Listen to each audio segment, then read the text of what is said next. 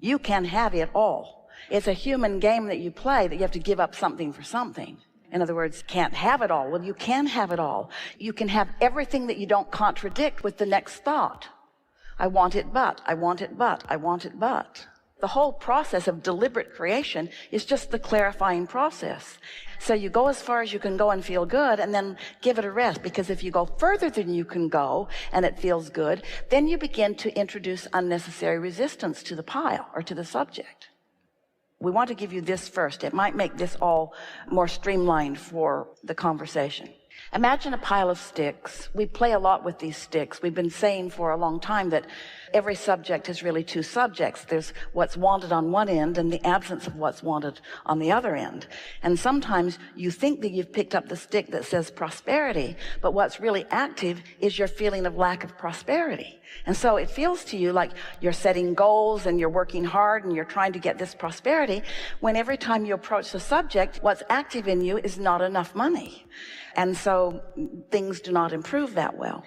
And so recently we've been asking you to think of these sticks in a different way. So here's a pile of sticks, and let's pull out the stick that's about prosperity. Let's put prosperity on this end of the stick, and let's call this end of the stick the manifestation end. This is the materialized end of the stick. This is the physical awareness of life end of the stick. This is the conditional end of the stick. This is the conditions that I'm wanting to improve end of the stick. And so let's put money on one of the sticks, and let's put relationship on one of the sticks, and life work. That's a subject that people are reaching for all the time on one end of the stick. So here are these sticks all engraved with these important subjects. So let's pull that money stick out. And on the other end of the money stick, the non-physical end of the stick, the vibrational end of the stick, the vortex end of the stick, the where your inner being is end of the stick, what's on that end of the stick is not money, because money activates the lack of money in you every time you think about it. That's how you feel about money.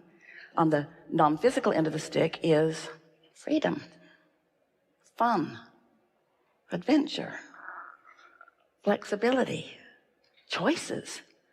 So when you pick up the stick with all those things on the other end of it, when you think about choices and fun and doing fun things, you're less likely to activate resistance. And yet you've picked up that stick that is about prosperity, and so prosperity now is coming to you until you use the word that throws resistance into the mix. Does that make sense to you? So that's our premise. Now let's sort this out. This is a big topic for a lot of people. This is a conversation about energy and the way a lot of people are approaching things. It is so 1980s. It is so goal setting. It is so get hold of what you want and focus upon what you want, and don't listen to other people and follow your dream and blah, blah, blah, and all of that stuff. And we agree with all of that. We just think that you're ready for the vibrational version of this. We know for sure that you're ready for the vibrational version of this.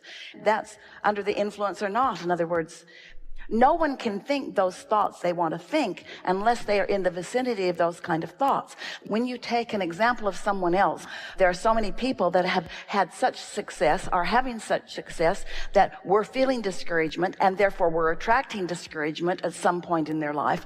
But we want you to understand, no one was getting that kind of information from someone who wasn't feeling that way. That was his point of attraction at that time. And so you've got to figure out some way to have a different point of attraction in order for there to be encouraging words come to you. You see what we're getting at? This is not about the action that you offer. It's the vibrational premise or stance from which the action is inspired. And so we just want to get right back to the root. We want to get back to what influence are you under, and then the information that flows to you, you can take it to the bank. But if you're discouraged, the information that comes to you is not going to be meaningful or worthwhile. It's just going to be more of the same, more of the same, more of the same. Did that make any sense? We think that you are a wonderful teacher and uplifter. And often when you hold someone in your gaze, your desire for them is very strong, for them to accomplish what they are wanting. But here's the thing. You can't, on a dime or in any quick moment in time or with some words, you cannot change someone's vibration. So many analogies that so many people offer just causes them to find resonance with the very thing that's holding them back. This is a vibration that is rampant on this planet because people want to know what they can do that will improve their life experience, what action to take, what to do. In other words, most people are eager to do. They're eager to do. So they try doing this, and they try doing this, and they try doing this, and they often get the same results no matter what they're doing because they're doing it from the same vibrational premise. And so when you step back a little bit and you realize that your wonderful, uplifting intention is not so much about what they do, but about how they feel, which will inspire the perfect doing in the moment. There's so much opportunity to do, and some of it will lead to what they want and some of it won't. And so how do you sort that out?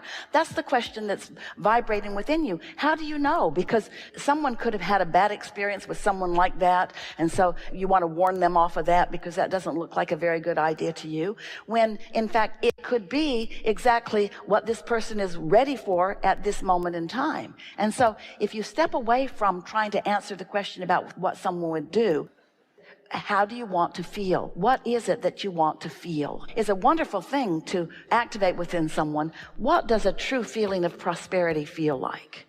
That's a wonderful thing. But it's also a wonderful thing to activate within them. What kinds of things do you feel the best when you are involved in them? Because you can marry the two, and your wisdom is absolutely accurate and could not be more true. Follow what you want to do. Find something that you really want to do and do it, and the money will follow. But there's another question to stick in there ahead of that.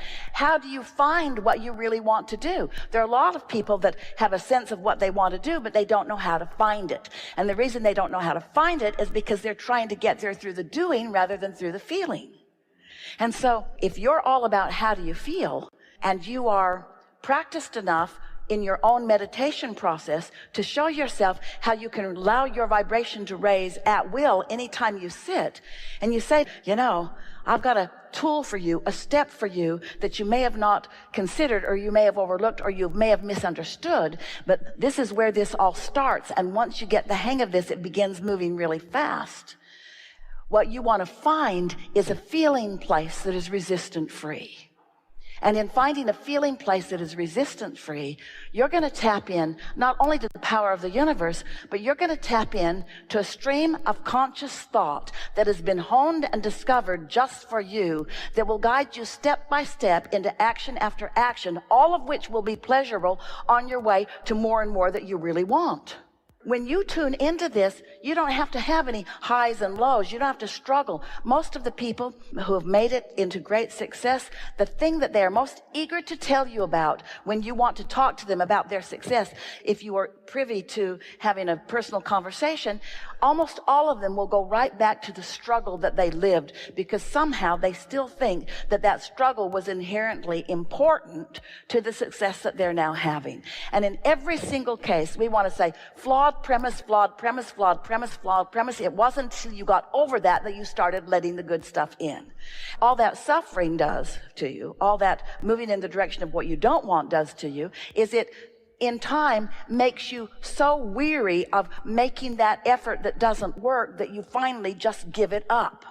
And during all the process of all that struggle, you put so much into your vortex that when you finally give up the struggle, then all of this stuff that's all queued up for you begins to flow into your experience. That's where all of that success comes from every single one of them. There's not a person on this planet that has had this enormous success that you are all wanting to experience yourself, or at least wanting to note is successful for them, that if we were to visit with them, there isn't one of them that's an exception to what we just said. Every single one of them lived enough resistance and in the process created something wonderful. But at some point, they stopped focusing in the direction of the resistance. Maybe it was out of weariness. Maybe it was just because it was ridiculous. Or maybe, and here it is, Maybe it's because in the process of knowing what they don't want, they know what they do want, they don't want, they know what they do want, they don't want, they know what they do want, they don't want, they know what they do want. And once this vortex gets really going with source energy, non-resisted source energy focusing upon it, when source energy is focused upon what you really want, that will win over your negativity if you have been going after it long enough. Well, that's a struggle that will bring success, but we think it is far more hard work than any of you need to do. Did you hear the distinction that we're making here? Hard work will get you to some of what you want, but why were you depriving yourself of so much pleasure while you were building your vortex when you could have been cashing in your chips anytime that you wanted to? And the reason is because you've inherited from the generations before you the flawed premise that you have to struggle and you have to sacrifice in order to have success. And it just is not true. It just is not true.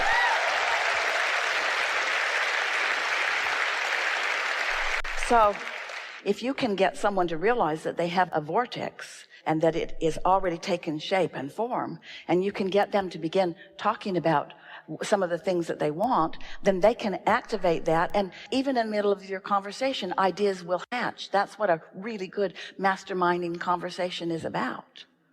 You've had many of those. That's who you are. You're a teacher to the very core of your being, but you're wanting to guide people toward how they feel and then the impulse of what they want to do. Just remember, you're beings, you're not doings, you're beings. And let's take it a little further. You're feelers, you're not doers, you're feelers, you're feelers, you're feelers, you're tuners, you're not doers, you're tuners. You're tuners, you're sinkers, you're calibrators, you're energy awareers. You're aware of energy, you're calibrating energy. You're not doers. You take a lot of action if you are inspired to the action, but you don't do to fix things. You do because the feeling is so strong that nothing can hold you back from the doing of that. That's how you want to proceed in this life experience. And it is not that hard. By the time that we've had a few hours together, you'll be chomping at the bit to get out there and just let the universe surprise and delight you with all of the things that you've lined up. You see, we have a lot of knowledge that cannot be expressed until you're ready to receive. And so these new things that have happened as a result of us being together is because of your readiness to allow them to come forth into a forum where words can actually be formed about them. Doesn't that make you feel happy about you? When we talk about co-creating at its best, what we mean is that non-physical part of you who has so much awareness of you and so much feeling for you and gives so much attention to you, who doesn't need you to know it for that attention to be satisfying to us. We can love you, and if you're not in the vibration of love, it doesn't diminish the love that we feel for you. But when you are open to the vibration of that which we offer, and you are joining us in that vibration, so that it's not bouncing off of you, but it's radiating through you. It is thrilling to us to feel the impact that you have on the others who are around you when you allow that pure transmission of that pure you to move forward. You have no responsibility to raise the vibration of this planet. You were not sent here to fix something that's broken. Nothing is. And you were not sent at all. You didn't come in order to accomplish. It's just a byproduct of being focused in an evolving universe. You can't get it wrong because variety will continue to surround you and new ideas will constantly be born within you. And when those new ideas are born within you, we revel in them because there is nothing more exhilarating to us than new and more and expansion. There is great love here for you. And as always, we remain joyfully in your vortex.